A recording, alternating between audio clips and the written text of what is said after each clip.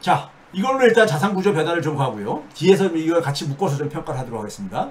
그 다음에 이제 두 번째 주제로, 오늘 좀 빨리빨리 좀 더우니까요, 여러분들. 트럼프가 지금 어쨌든 간에 트럼프 저격사건, 이게 암살 미수라고 불려드리는 건지, 하여간 이게 있고 난 다음에 트럼프의 당선 가능성이 가지고, 더군다나 바이든은 민주정의 자중질환, 뭐 이런 것들과 더불어가지고, 트럼프의 당선 가능성이 굉장히 높아지고 있죠. 제가, 이걸 보면서요, 트럼프가 그러니까 2016년도에 대선이 있었잖아요. 2016년도에요. 그 트럼프하고 당시에 힐러리가 붙었을 때죠. 2006년 11월 초에 제가 모 방송에 나가가지고 당시에도 그러니까 미국 대통령에 대해서는 전 세계가 초미의 관심사를 가지고 있으니까요. 그때도 이제 사회자가 저한테 지나가는 소리로 누가 당선될 것 같습니까? 그때가 11월 8일날 대개 11월 8일 전으로 8일경에 대개 대통령이 당선이 결정되어지지요. 4자로 끝나는 해예요. 네? 그렇죠? 맞죠? 예. 그래가지고 당시에 힐러리 클린턴하고 트럼프하고 하는데 당시에 10월달까지만 하더라도 힐러리가 그러니까는 앞서고 있다는 이런 이제니까는 수치가 나왔었습니다. 당선 가능성이 있어요. 근데 제가 그때 방송에 11월 4일경에 제가 출연했던 걸로 기억을 해요. 11월 4일인가 5일경에요. 그 전주에. 그러니까 며칠 남겨두고요. 그때 이제 사회자가 그런 말을 물어보길래 저는 트럼프가 당선될 것 같다고 그러니까 많은 국내에서 트럼프 당선으로 예측하시는 분은 교수님이 처음이신 것 같다고 자기가 들어보기에는 이런 얘기를 하더라고요.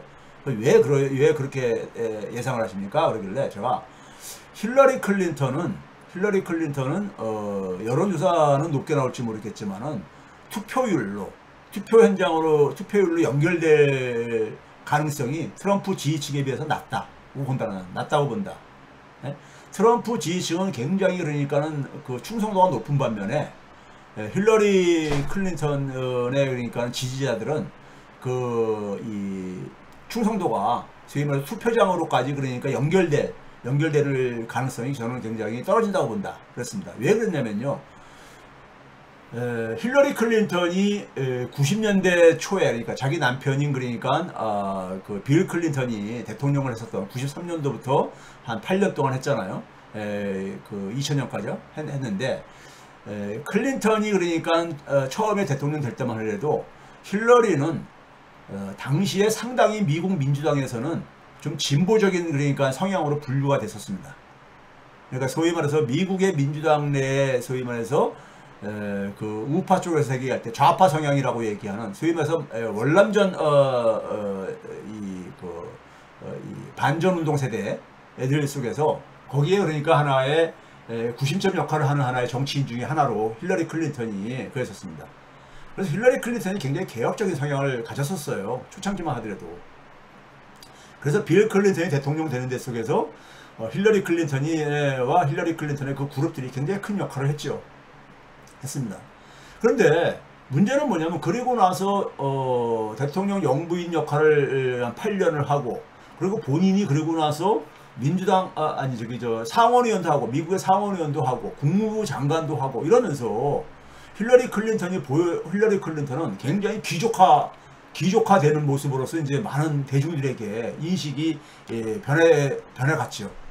그래서 오바마가 대통령이 됐을 때 사람들은 굉장히 많은 기대를 했습니다. 흑인 대통령이고 최초의 흑인 대통령이고 그래서 뭔가 좀 그래도 미국의 좀 민주주의 발전이라든가 그다음에 좀 진보적인 개혁이 이루어질 거라고 했죠. 그런데 결과는 굉장히 별로 그렇게 커다란 변화를 못 만들어냈잖아요. 그런 점에서 그런 상황 속에서 힐러리 클린턴이 대통령이 된다고 해가지고 오바마 때보다 미국이 변화가 가능하겠는가, 개혁이 되겠는가, 이거에 대해서 많은 소위 말해서 일반 대중과 특히 민주당 지지 성향을 갖고 있는 소위 개혁 성향을 갖고 있는 지지층들은 퀘션 마크를 던졌던 거죠. 힐러리 클린턴에 대해서요. 그래서 저는 트럼프가 지지율은 떨어지지만 여론조사로 떨어지지만은 투표에서는 이길 가능성이 있다고 저는 봤습니다. 미국의 더군다나 투표 선거제도는 우리나라와는 다르잖아요. 주별로 그러니까 저게 이긴 사람이 다 먹는 식으로 되니까요. 자, 그랬는데 지난 2020년에 우리가 소위 코로나 바이러스가 한창 가할 때 지난 그러니까 4년 전이죠. 4년 전에 대통령 선거 있을 때 바이든하고 트럼프하고 붙을 때 그때 이제 트럼프가 어쨌든 간에 패배를 했잖아요. 패배를 하고 바이든은 상당히 그러니까는 그 힐러리 클린턴이 놓친 지지층을 끌어들이는데 지지를 받는데 어느 성공을 했죠. 청년층 그다음에 흑인층들의 지지를 끌어내 가지고 당선이 됐죠. 바이든이요. 그리고 트럼프가 여기에 대해서 그러니까는 그 인정을 안 하고 반발을 하고 막 그랬잖아요. 그랬을 때 제가 그때 이제 이재명 대표한테 당시에 그랬습니다. 당시에 전 세계에서 정치 지도자들이 뭐 미국 민주주의를 뭐 저 하면서라든가 아니면 그 다음에 이제 뭐냐면은 뭐 바이든 그러니까 뭐 당선 축하 뭐 이런 거를 이제 그러니까 뭐 이렇게 할 때 제가 바이든 당선에 대해서 뭐 가는 건 좋은데 트럼프에 대한 평가를 트럼프가 그러니까는 의회 민주주의라든가 민주주의를 그러니까 부정하는 이런 행동에 대해서 평가는 일치하지 마십시오. 그때 제가 그랬습니다. 일치하지 말라고 그랬어요. 거기에 대해서 논평을 하지 말라고. 왜 그러냐면은 트럼프가 4년 후에 다시 트럼프가 다시 돌아올 가능성이 높습니다. 높기 때문에 하지 마십시오 그랬습니다. 그렇게 했던 이유는 뭐냐면은 미국의 굉장히 우경화, 극우화는 계속해서 진행될 수밖에 없고, 왜냐면 미국은 선진국가 중에서 가장 그러니까 불평등한 나라거든요. 불평등한 나라에서 소위 말해서 이런 불평등한 나라 속에서 극우화라는 것은 어떻게 보면 같이 돌아가게 돼 있습니다. 네? 그래가지고 이 극우화 바람이 계속해서 진행될 수밖에 없다고 봐가지고 저는 트럼프가 다시 돌아올 가능성이 있기 때문에 괜히 우리가 대한민국의 우리가 대통령이 될 가능성이 있는 이재명 대표가 괜히 트럼프한테 기분 나쁜 논평을 하게 되면은 그게 그냥 괜히 그 외교에 있어서 국가 이익을 추구해야 될 한나라의 지도자한테는 부담이 될 수 있기 때문에 하지 말라고 제가 코멘트를 한 적이 있었어요. 그래서 이재명 대표가 제 말을 듣고 그랬는지 모르겠지만 제가 안 했죠. 일체 제가 알기는 안 한 걸로 알고 있어요. 근데 지금 상황 속에서 트럼프가 어쨌든 간에 굉장히 지금 당선 가능성이 높아지고 있잖아요. 그래서 트럼프의 그러니까 우리가 당선 후 그러니까 변화될 효과를 우리가 좀 봐야 되는 거죠. 이거는 우리가 대한민국에 대해서 미국의 어떤 하나의 이 영향은 굉장히 크기 때문에 우리가 신경을 안 쓸 수가 없는 거잖아요. 근데 제가 이 트럼프에 대한 평가를 모든 100%를 제가 할 수 있다는 건 아니고 다행히 뭐냐면은 이 미국의 소위 말해서 미국의 싱크탱크들이 많이 있는데 싱크탱크들 중에서 이제 그러니까 공화당의 이제 공화당의 싱크탱크에서 나오는 이제 프로젝트 2025 이제 의제와 관련해 가지고 거기 속에서 보게 되면 되게 트럼프 행정부에서 참여했던 사람들이 대부분이 그러니까 그 집회를 했기 때문에 그 각 분야별로 그러니까는 그 정책을 집회를 했기 때문에 대충 이제 그러니까 그 방향성을 알 수가 있거든요. 방향성을 알 수 있기 때문에. 그런데 그 중에서 그러니까 모든 걸 다 얘기할 필요는 없고요. 모든 걸 다 얘기할 필요는 없고, 결국은 이제 우리나라와 관련된 부분에 속에만 초점을 좀 맞추고 싶은데요. 물론 이제 그 사람들의 주장들 속에서 보게 되면 이게 헬시지 재단이 대표적인 데잖아요. 헬시지 재단이요. 그 수정헌법에, 미국 수정헌법이라고 그러죠. 수정헌법에 표기된 그 표현의 자유를 제한하겠다라든가. 예? 제한하겠다라든가, 동성애 권리를 철폐하겠다든가, 그 다음에 의료라든가 건강 서비스에 대한 그러니까 이 서비스를 축소하겠다라든가, 그 다음에 대통령에게 그러니까는 연방 정부의 권한을 더 집중시키겠다라든가, 이런 식의 이제 얘기들을 해요. 트럼프가 이제 그거에 대해서는 자기가 한 거 아니다, 이제 이런 식으로 이제 오리발 내밀고 있지만은, 이런 반동의 언어들도 있지만은 뭐 이런 것들은 미국 내부의 문제니까는 일단 그거하고요. 우리 국내에 미치는 영향들만 관련해 가지고 봤을 때는 보게 되면 결국은 트럼프가 그랬을 때 어떤 영향을 미국 정치 엘리트들이 가지고 있는 사고를 우리가 먼저 캐치를 해내야 될 것이고요. 두 번째는 뭐냐면 우리나라 경제와 산업에 미치는 영향을 해야 되겠죠. 영향을 해야 되는데 제목에 제가 지금 요약을 해놨지만은 지금 미국 정치인들은요, 민주당과 공화당이 우리나라는 보게 되면은 이 국민의힘이 집권을 하게 되면은 그 문재인 정부에 있는 것은 모든 것을 부정하잖아요. 네? 문재인 정부에서 잘한 것도 있고 그러는 거는 계승을 하고 그래야 될 게 아닙니까? 근데 모든 걸 다 부정하잖아. 네? 이런 식으로 되잖아요. 근데 미국은 안 그렇습니다. 바이든이 집권하고 나서 트럼프 흉내 많이 냈잖아요. 트럼프 흉내 많이 냈죠. 그렇죠? 마찬가지로 트럼프도 바이든 흉내를 마찬가지로 상당히 내고 있다는 것입니다. 그게 바로 뭐냐면은 국내 공급망 구축. 이게 코로나 바이러스를 겪으면서 뭐냐면 미국이 혼자 그러니까 미국이 필요로 하는 것들을 다 작업화가 어렵다 이거예요. 미국 정치인들은요, 주권의 개념이 굉장히 강합니다. 다른 나라들이 자기 나라에 대해서 그러니까 어떤 영향력을 행사할 수 있는 것은 그걸 아주 그냥 용납을 못해요. 미국이 다른 나라에 대해서 영향력 행사할 수 있어도 다른 나라들이 미국에 대해서 영향력을 행사하는 건 절대 용납을 못합니다. 그게 미국 정치인들의 주권 개념입니다. 그러니까 자국의 문제는 그러니까 자기네들이 결정을 해야 되는 겁니다. 주권 국가로서 당연한 인식이죠. 이런 것들이 완벽하게 구축되어 있는, 거의 완벽하게 구축된 나라는 미국뿐이 없는 거예요. 네? 미국뿐이 없는 거예요. 전 세계에서요. 우리나라는 그냥 미국이 뭐라 그러면 땡 하면서 다 이제 알아서 다 하고 그러잖아요. 그렇죠? 그런데 이 점에서 미국의 정치인들이 갖고 있는 두 가지 가장 최상의 목표는 지금 뭐일 것 같아요? 중국 제압입니다. 중국 제압이에요. 첫 페이지부터 끝 페이지까지 모든 그러니까 머리에 처음에 발상의 시작부터 끝 부분까지 기본적인 이 사람들을 지배하고 있는 건 뭐냐면 중국 제압입니다. 트럼프에서 더 거된 건 뭐냐면 4년을 자기가 중국하고 한번 싸움해봤는데 이게 시간이 꽤 걸리는 걸 알아가지고 이거 장기 게임으로 장기전으로 지금 이제 입장까지 변화하고 있다는 얘기입니다. 네? 그래서 둘 중에 하나 누가 죽냐 손 한번 해보자 이런 식으로 지금 가고 있습니다. 이 부분은 우리나라에 굉장히 많은 영향을 미칠 수밖에 없죠. 영향을 미칠 수밖에 없죠. 네? 그 다음에 또 한 가지는 뭐냐면 그걸 위해 가지고 바이든이 그러니까 국내 공급망 구축, 소위 반도체라든가 전기차라든가 이런 것들을 그러니까 미국 내에 와서 생산하라. 예? 이런 걸 이제 요구했잖아요. 예? 요구했잖아요. 이거를 그대로 계속하겠다 이겁니다. 더 강화하겠다 이거예요. 전기차 아니라 일반 자동차 산업도 그렇게 하겠다 이거예요. 예? 이걸 이제 물론 이제 그 산업 정책은 어떻게 포장을 하고 있냐면요. 미국의 산업, 소위 제조업을 다시 부활시키고 일자리를 부활시키기 위해서 예? 미국에서 주요한 산업들을 다 미국 내에서 만들 수 있도록 하겠다 이거예요. 예? 미국 내에서 만들 수 있게 하겠다 이거예요. 예? 그러니까 그런 점에서는 바이든보다 더 이제 나가는 거죠. 더 나가는 겁니다. 예? 그러니까 바이든하고 트럼프 정부하고 공통점은 뭐냐면 중국 제압. 예? 트럼프는 뭐냐면 장기전까지 그러니까 저기 염두에 두고 있고 더군다나 국내 공급망 구축도 더 확대하겠다 이 얘기인 겁니다. 네? 이해하고 있다는 겁니다. 그렇게 했을 때 우리나라에 미치는 영향이 저는 이게 이제 상당히 끔찍하다 이겁니다. 그러니까 이게 각 이제 부서별로 정부 부서별로 이게 이제 그러니까는 그 지필진들이 구성을 했는데 우리나라하고 관련되는 것만 보게 되면요. 중국을 가장 위험한 요소로 규정을 하고 있고요. 중국이 지금 어쨌든 간에 세계를 지배하고 있는 거는 미국이잖아요.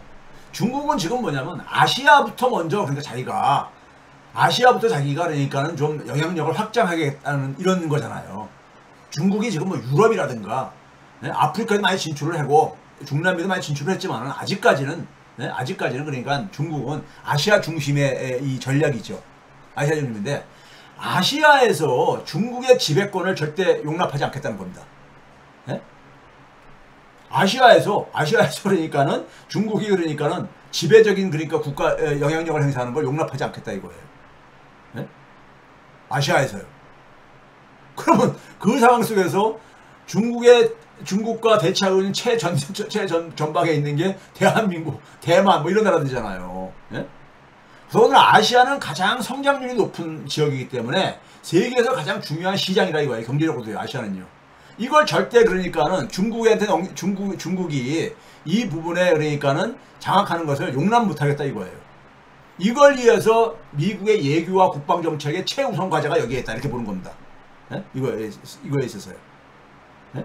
그러니까 지금 우크라이나 전쟁 같은 경우 자기가 대통령 되고 되면 뭐 하루 만에 뭐 다 끝내버리겠다 이런 이유가 중국에 집중하겠다 이거죠 지금요. 자, 이걸 위해 가지고 동맹국들에게 국방비 지출, 이거야 뭐 우리가 잘 알고 있는 얘기죠. 국방비 지출 이거 하는 거에 대해서는요. 거기에 플러스 또 뭐까지 얘기하고 있냐면요. 대테러 사업하고 있잖아요. 테러 문제도 미국한테는 중요한 문제잖아요. 테러 사업에 필요한 돈도 그러니까 각출하겠다 이거예요. 돈도, 테러 사업에 필요한 돈도 그러니까 각출하고, 그 다음에 아시아 국가들 중에서 좀 낙후된 저개발 국가들에 대해서는 산업화를 위해서 지원도 하겠다 이거예요.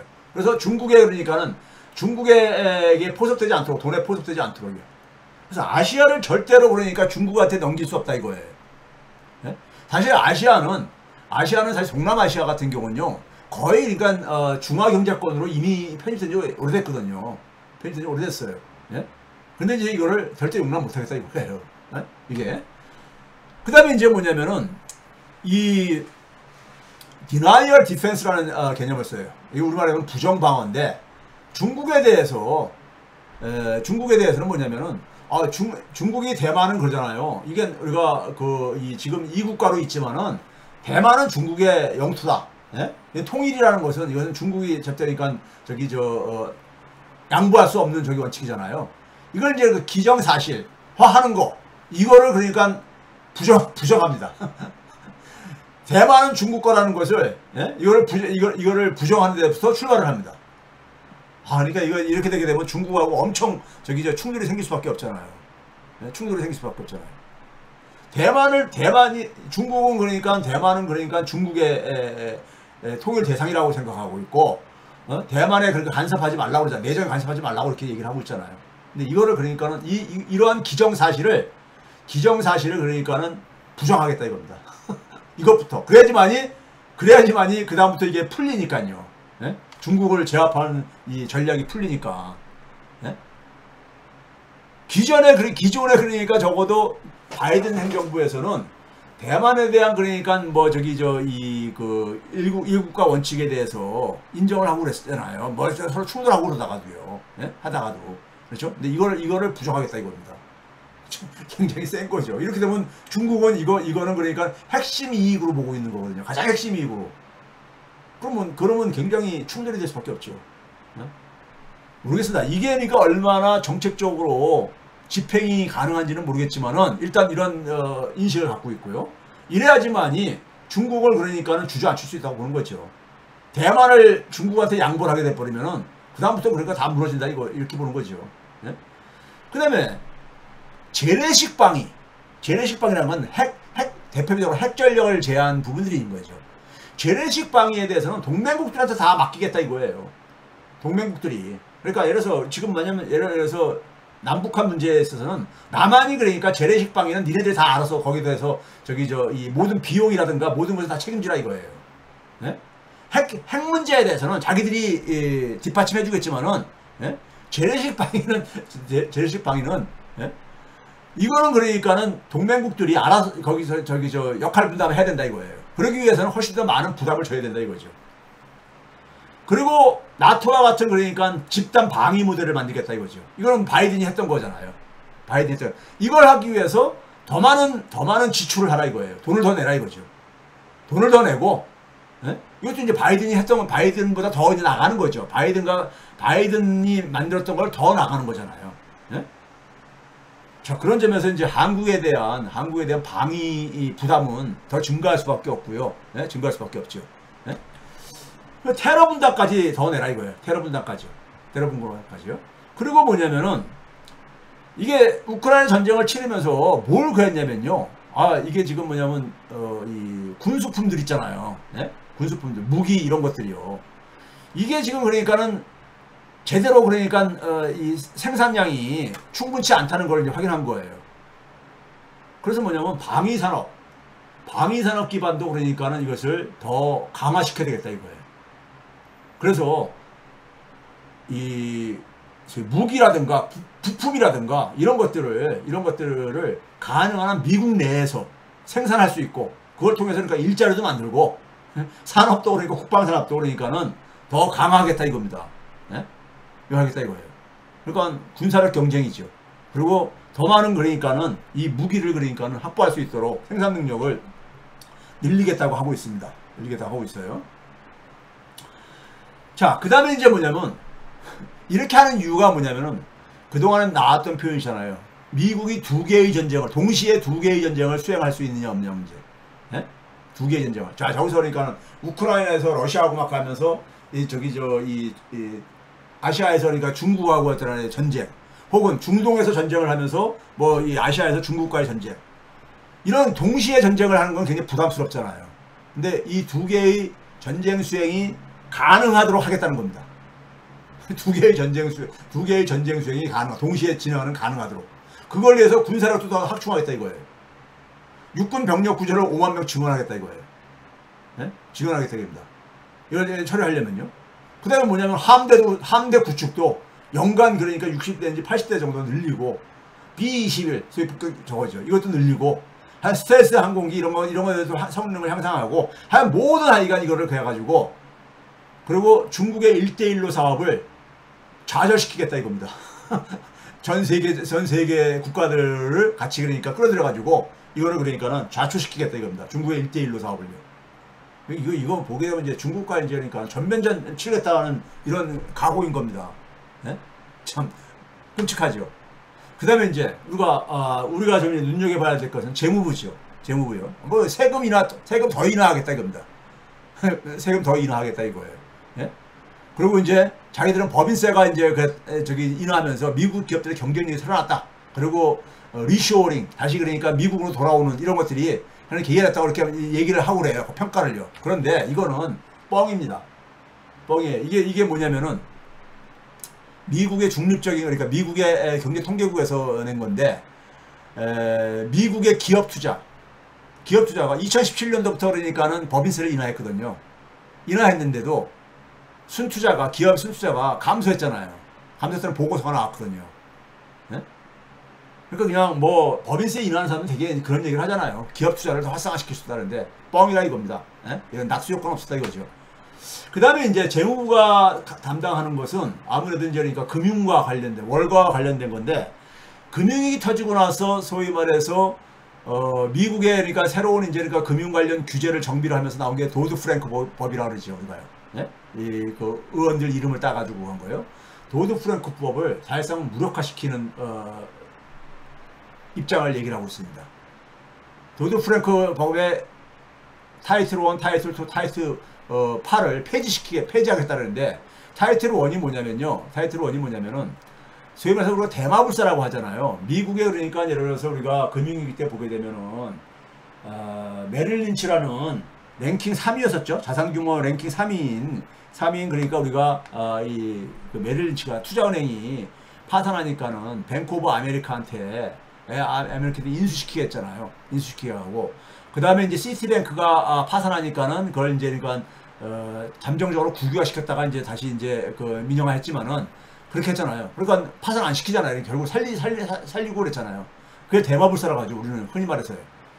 커다란 우리나라 재벌 기업들은 절대 재벌 기업들에 빗대 가지고 큰 말은 절대 죽지 않는다 이런 거죠. 그러니까요. 왜냐하면 삼성이 만약에 이 돈을 못 벌고 이 파산할 지경이 됐을 때 파산시키게 되면 대한민국 경제가 다 주저앉는다 이거죠. 그래서 절대 그러니까는 대형은행들은 파산을 못 시킨다 하는 것들이 미국 월가의 지배적인 하나의 입장이죠. 도드 프랭크 법에서도 이 부분에 대해서 제대로 그러니까는 이 대형은행들에 대한 규제가 그러니까 후퇴했다고 평가를 하는데, 그것조차도 그러니까는 지금 해체하겠다는 겁니다. 그걸 이제 미국에서는 이제 대마불사라는 표현은 일반 이제 그러니까는 저널리스트들이 많이 표현하는 거고, 소위 말해서 공식적인 용어로는 시스템적으로 중요한 금융기관들이라고 하죠. 시스템적으로 중요한 금융기관들. Systemically Important Financial Institution의 약자로 SIFIS라고 이렇게 표현하고 있죠. 이들을 그러니까는 별도로 감독하는 그러니까는 이 위원회를 설치를 했었어요. 예? 근데 이걸 별도로 규제를 했었는데, 이거를 뭐냐면 폐지하겠다 이거예요. 그럼 어떻게 하느냐? 대형은행들도 그냥 일반적인 파산법에 따라서 그냥 처리하면 된다 이거예요. 파산법에 따라서. 미국의 파산법 있잖아요. 근데 그 파산법으로 그걸 할 수 없다 보니까는 사전적으로 예방하기 위해 가지고 이 감독기구를 만들었던 거란 말이에요. 감독위원회를. 네? 대형은행들에 대한. 근데 그걸 폐지하겠다 이거예요. 폐지하고 일반 작은 은행들이나 일반 기업들 파산할 때 파산 처리하는 방식으로 하겠다 이거예요. 네? 그러니까 사실 금융위기 이전으로 돌아가겠다 이거죠. 그리고 소위 말해서 미국에 그러니까 소위 말해서 우리가 이거를 이제 우리가 이 정부 보증기관이라 그러죠. 미국에 그러니까는 소위 주택금융을 지원하는 주택금융 공사들이 여러 개가 있는데 페니메라든가 프레디맥 같은 게 있는데 이런 것들도 다 정리하겠다 이거예요. 정리하겠다 이겁니다. 네? 이거 정리하겠다는 얘기는 결국 이제 민간기업들한테 다 넘기겠다 이거죠. 그 다음에 이제 이건 뭐 미국 내부의 얘기지만 일단 그런 움직임이 있다는 거. 그 다음에 이제 연준에 대한 얘기가 참 관심 있는 얘기들이 많이 나왔어요. 연준에 대해서요. 이 얘기가 나온 거는 여러분들이 배경을 이해해야 됩니다. 금융위기 이후에 연준이 그러니까는 소위 말해 양적 완화를 하면서 양적 완화 돈을 엄청 찍어냈잖아요. 그 당시에 그 미국의 우파적인 시민운동 단체 티파티 운동이라고 있었습니다. 우파 시민운동인데 이 티파티의 영향력이 정치적인 영향력이 엄청났었어요. 이들한테 지지를 못 받으면은 국회의원을 출마할 수 없을 정도로까지. 근데 이 단체에서 그 당시에 뭘 주장했냐면요. 연준이 하는 짓을 보니까는 연준이 지금 뭐냐면은 월가 특히 골드만삭스하고 그런 음모전을 얘기했어요. 골드만삭스하고 그러니까 서로가 골드만삭스하고 붙어가지고 지금 이 돈을 막 지금 천막조각 찍어내고 앉아있다. 월가를 살리기 위해 가지고.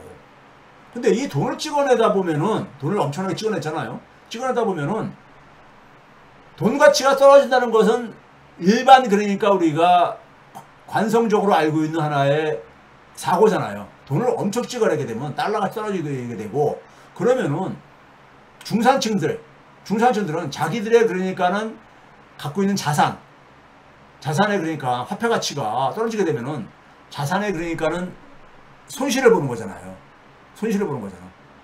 그래가지고 연준이 월가 특히 골드만삭스하고 달라붙어가지고 월가를 위해 가지고 미국 중산층들의 재산권을 침해하고 있다고 보면서 연준을 폐지하라고까지 얘기했습니다. 연준을 폐지하라고 그랬었어요. 네? 연준 폐지하고 그리고 근본이제로 돌아가야 된다. 네? 근본이제로 돌아가야 된다. 이런 얘기를 하고 그랬었습니다. 네? 그러니까 돈 한 번 못 찍어내게 해야 되는 거예요. 이 부분이 그대로 이번에 반영됐습니다. 왜 그러냐면은 레이건의 주요 지지층들이 이들이거든요. 미국 백인 중산층. 네? 미국 백인 중산층이거든요.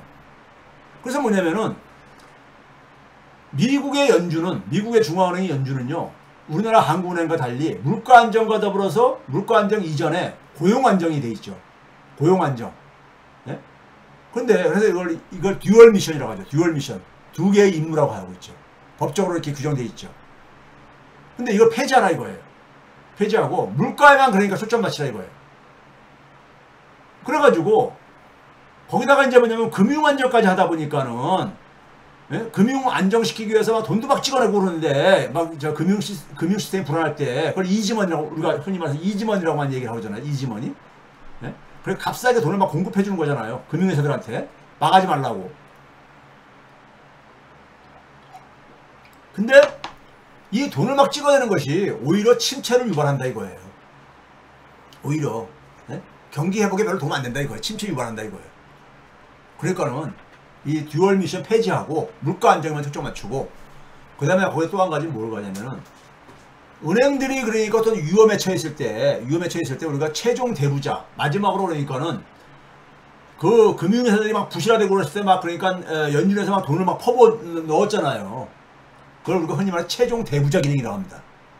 그러니까 최종 단계에서 은행들이 그러니까 대출받을 수 있는 곳이 중앙은행이잖아요. 네? 중앙은행에서 대출받을 수 있는 거. 이 최종 대부자 기능을 제한하라 이거예요. 당시 금융위기 때 보게 되면은 소위 말해서 위험성이 높은 그러니까 채권들에 대해서 MBS 같은 경우들 가치가 그러니까는 가치가 크게 하락했음에도 불구하고 액면가격으로 액면가치로 인정을 해줘가지고 그걸 인정해줘가지고 그것을 그러니까는 소위 말해서 담보로 해가지고 돈을 지원해주고 그랬잖아요. 네? 지원해줬잖아. 그러니까 이런 것들을 그러니까 하지 말라 이거예요. 왜 하지 말느냐? 이거 가지고 결국은 자산가치에 영향을 미치는데, 자산가치에 영향을 미쳐가지고 결국은 뭐냐면은 월가들만, 금융회사들만 결국 돈 엄청나게 버는 거 아니냐 이거예요. 그리고 MBS에 그러니까 개입을 하게 되면은 결국은 그것이 회사 채권이라든가 지역정부 채권에도 영향을 미치고 해가지고 전체 자산시장의 가치에 영향을 미친다 이거예요. 연준이. 그러니까요. 그리고 그것이 많은 그러니까 백인 중산층들이 볼 때는, 네?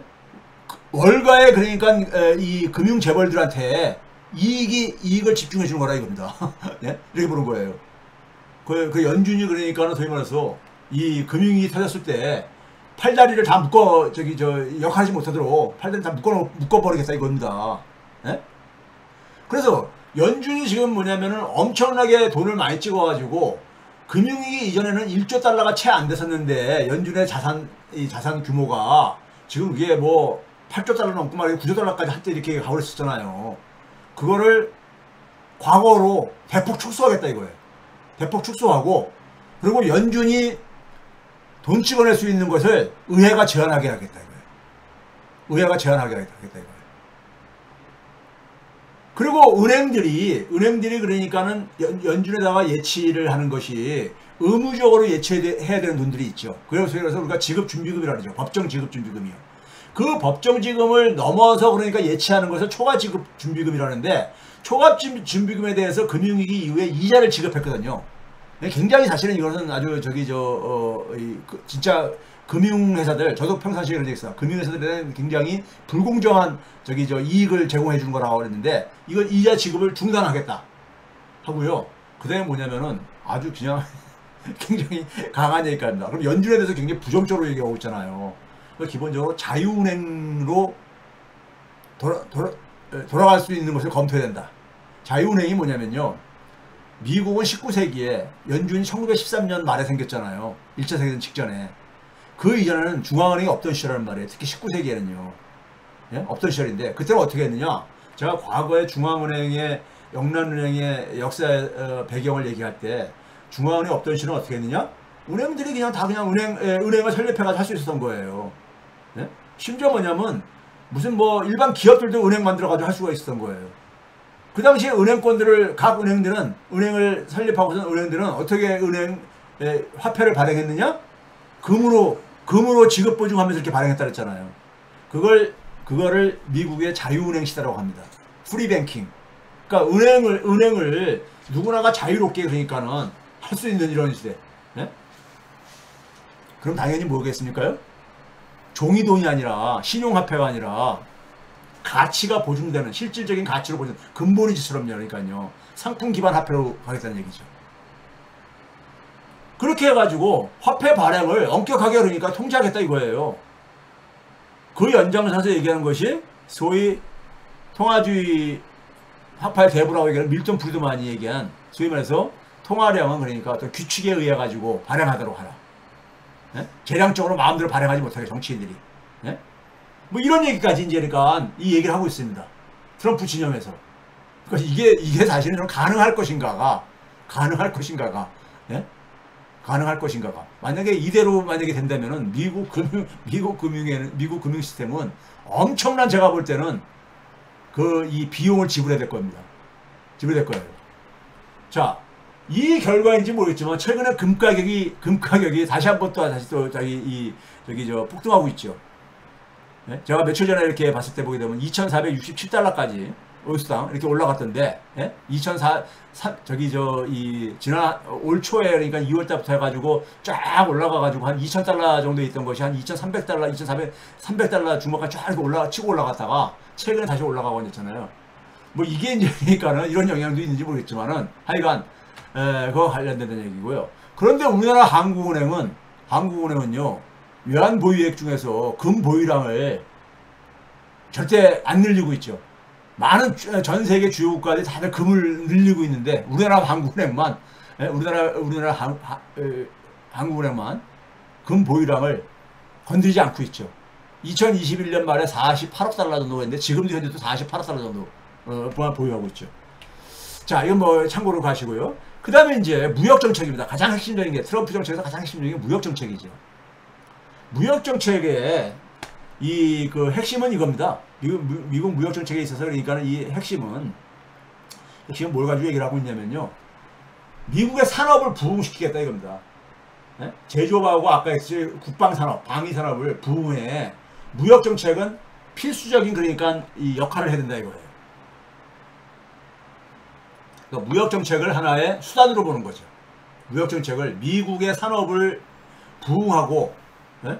미국의 국방산업을 부흥시키는데 수단으로 삼겠다 이겁니다. 수단으로 삼겠다 이거예요. 지금 미국의 무역 적자를 보게 되면은 이게 지금 무역 거래가 전 세계 무역 거래가 특히 미국 입장에서 볼 때는 굉장히 불공정하게 이루어지고 있다 이거예요. 상호적이지가 않다 이거예요. 상호적이지가 않다 이거예요. 네? 지금 무슨 얘기냐면은 미국이 그러니까는 사실 그 산업별로 이렇게 다 봤을 때 미국의 관세율이 미국의 주요 교역국들이 똑같은 산업에 대해서 매기는 관세보다도 훨씬 더 많은 경우는 낮다 이거예요. 낮다 이거예요. 네? 그러다 보니까 미국이 만성적으로 무역 적자를 초래하고 있다 이거예요. 네? 그래서 그 소위 말해서 그 무역을 그동안 무역 규칙을 만들 때 최혜국 대우라는 게 있잖아요. Most Favored Nations. 네? 최혜국 대우에 대한 규칙을 이거를 그러니까는 다시 설정을 해야 된다 이거예요. 그래가지고 특히 뭐냐면 중국 같은 경우는 얘네들은 기본적으로 얘네들은 그러니까는 불공정의 끝판왕이라 이거예요. 관세, 비관세 장표, 덤핑, 위조 해적질, 환율 조작, 그 다음에 그 정부에 의해 가지고 굉장히 막 지원, 예? 그 다음에 기술 이전을 강요하는 등 굉장히 가다 이거예요. 중국은요 이런 나라다 이거예요. 이런 나라에 대해서 그냥 미국이 그러니까 불공정하게 그러니까 계속해서 보다 보니까 중국에 대해서 무역 적자가 굉장히 크게 보고 있는 거다 이거예요. 이걸 방치할 수 없다 이거예요. 방치할 수 없다 이거예요. 그 다음에 뭐냐면은 러시아를 겨냥을 해가지고 러시아가 이제 천연가스 가지고 이제 수출 제한 이렇게 하면서 그랬잖아요. 이런 보복 정책 같은 경우들이 공급망이 취약하기 때문에 지금 뭐냐면 에너지를 자급이 안 되고 그러니까 생기는 문제가 그렇기 때문에 소위 말해서 공급망 취약성을 해결하는 방향으로 가겠다 이거예요. 네? 그러니까 미국 내에서 다 생산할 수 있게 이렇게 하겠다 이거죠. 이런 이제 관점을 가지고 있어요. 자, 미국의 이제 이 입장은 일반 지지층들한테 특히 미국의 백인 서민과 중산층한테 어떻게 어필되고 있냐면 이게 바로 이 그림이 보여주고 있는 겁니다.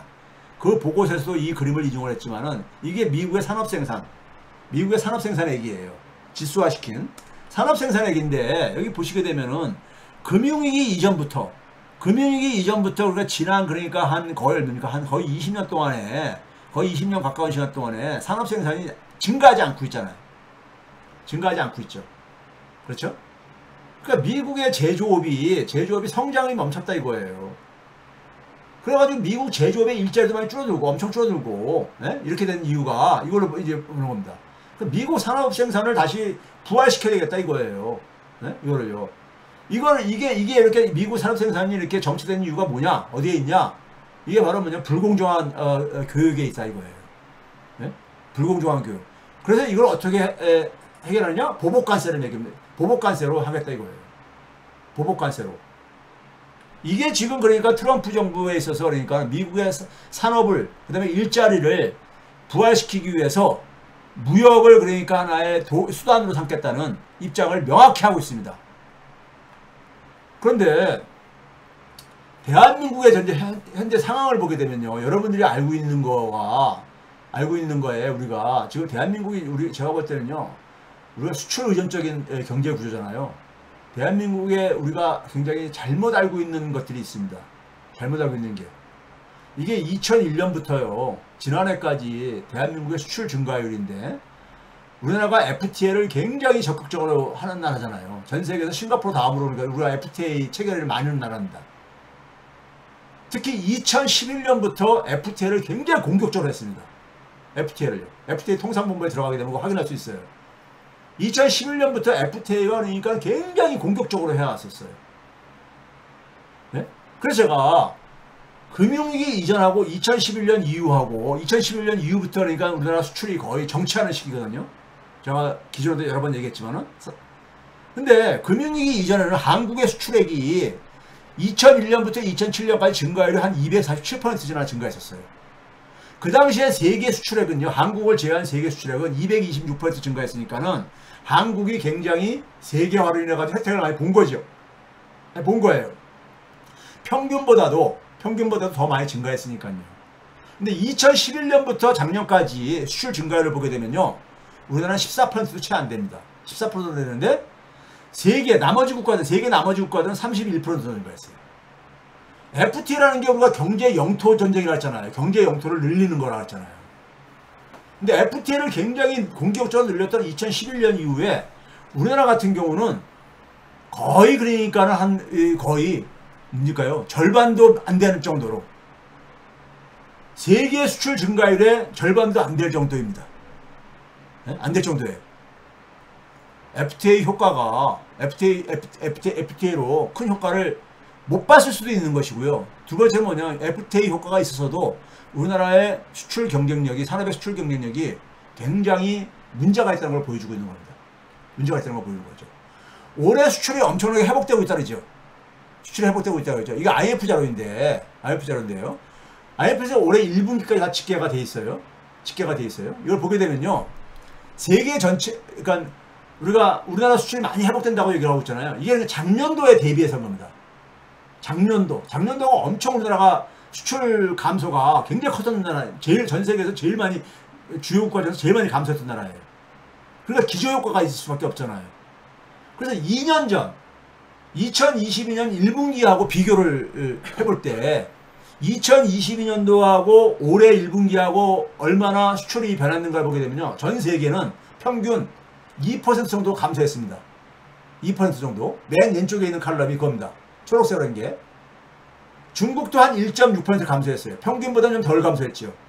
미국과 독일, 유럽 국가들은 많이 올라갔어요. 근데 한국이 5.6%나 감소했습니다. 일본이 제일 많이 감소했고, 물론 러시아가 제일 많이 감소했죠. 러시아가 전쟁을 치르고 있다 보니까요.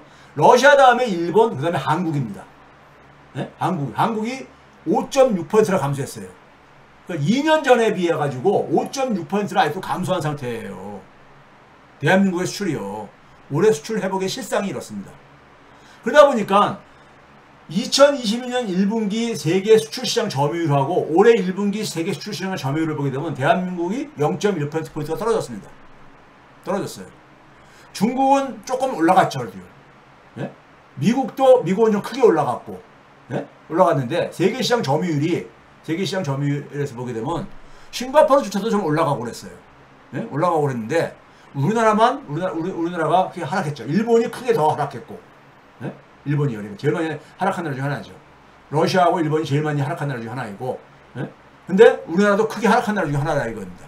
그렇죠? 이게 우리나라 수출 회복의 실상이에요. 자, 이런 상황 속에서 트럼프의 무역 관점을 보려면요, 트럼프의 무역 관점을 잘 나타내는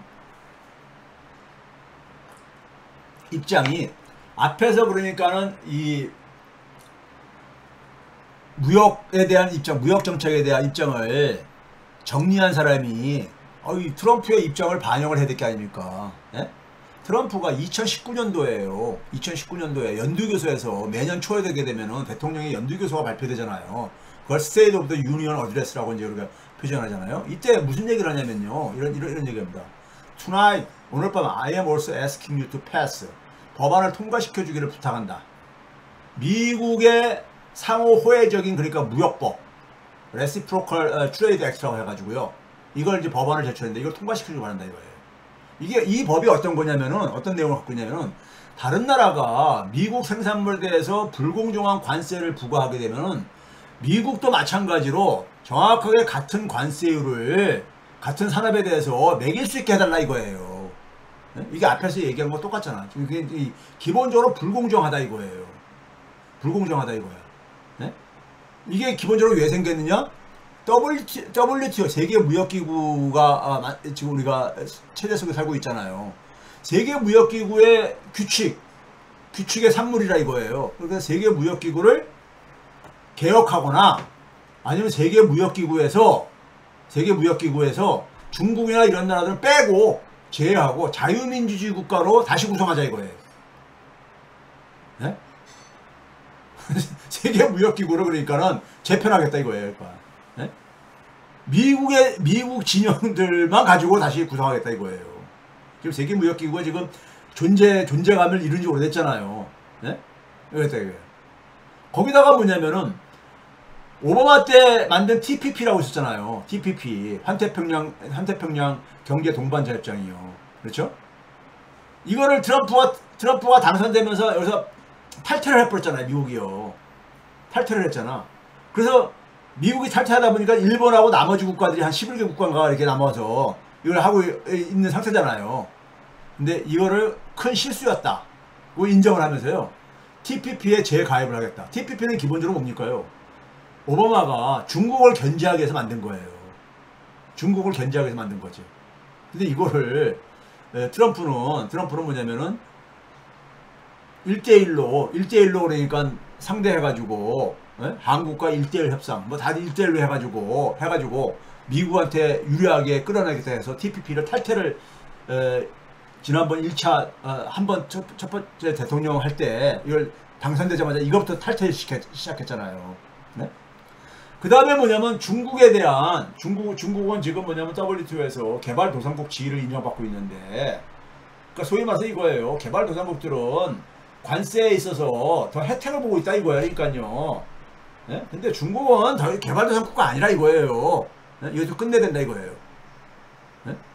그래가지고 중국하고 장기전을 중국을 어쨌든 간에 이 무역도 그렇고 하니까 중국에다 초점을 맞추고 있습니다. 그래가지고 자기들이 이제 이 계산을 해가지고 측정하는 게 뭐냐면은 지금 현재 최애국 대우에 의해 가지고 최애국 대우라는 게 이 WTO 내에 가트 체제에서도 이게 있는 거거든요. 미국의 이 산업들을 보게 되면은 예? 46만 7,015개 이 품목들에 대해서 미국이 관세에 있어서 그러니까는 12.3%나 그러니까 더 낮게 책정되고 있고, 예? 그리고 14만 1,736건에서는 8.7% 되고 있다 이거예요. 그러니까 미국이 훨씬 더 불공정하고 상호 호혜적이지가 않다 이거예요. 네? 그래서 관세를 다 이렇게 올리겠다 이거예요. 이 수십만 개 지금 저기 품목들에 대해서요. 그러면서 뭘 얘기하고 있느냐? 미국이 지금 적자를 보고 있는 무역 추세를 보고 있는 나라를 2022년 해계년도 기준으로 2022년, 예? 2022년도 해계년도 기준으로 여기 쭉 이렇게 집계를 만들었어요. 이게 2023년도 보고서로 나온 거기 때문에 하는데, 미국의 해계년도가 10월달부터 9월달까지니까요.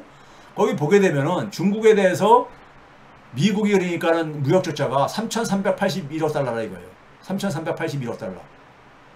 유럽연합에 대해서 한 1,926억 달러, 멕시코가 한 1,082억 달러 되고 있고 쭉 나와가지고 아시아에서는 대만이 411억 달러, 한국이 356억 달러 쭉 해가지고 토탈 그래가지고 한 1조 1,380억 달러가 이런 주요 국가들로부터 미국이 그러니까 무역 적자를 보고 있는데, 그 이유가 바로 불공정하고 상호 호혜적이지 않은 이 무역 때문에 생긴 거라 이거예요. 네? 이거를 시정해야 되겠다 이겁니다. 이걸 시정해야지만이 미국의 산업을 부활시키고 미국의 일자리를 더 만들어낼 수 있고 그렇다는 얘기예요. 네?